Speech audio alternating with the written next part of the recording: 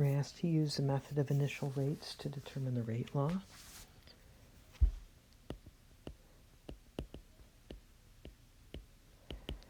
And the rate law is that the rate is going to be equal to K times the concentration of A raised to some value.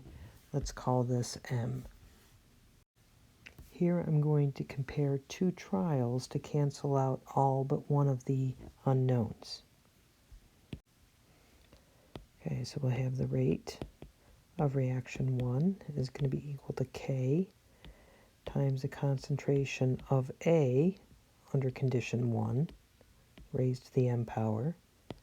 And I'm going to divide that by the rate of constant 2, which is going to be equal to K times the concentration of A under condition 2 to the M power.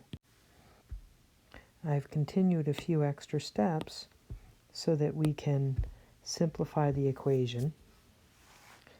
We're going to get from the data table the rate of trial 2 to the rate of trial 1 and look at the concentrations of A1 and A2. So the rate at trial 1, we have 4.17 times 10 to the minus 4. Trial 2, 9.99 times 10 to the minus 4.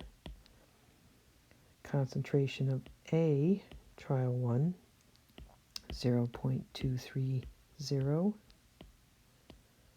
Trial 2, 0.356.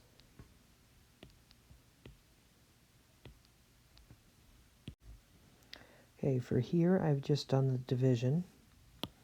So this divided by this divided by this. Okay, it's still not obvious to me what the value of M is, so I'm going to take the log of each side. And here's our result.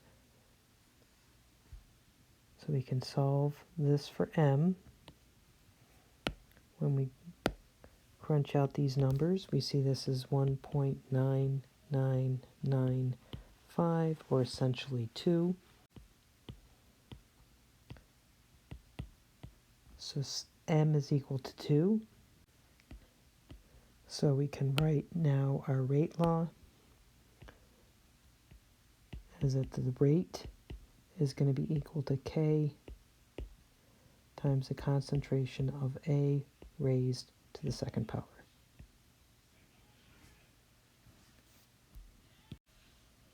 Now we have our rate law. We can plug in data from any of our sets to calculate K. And our numerical value for K, 7.8828 times 10 to the minus 3. Now to look at units, this is liters squared. It's going to cancel out, or this liter is going to cancel out one of these, and the mole will cancel out one of these. The result is that our units are liters per mole per time.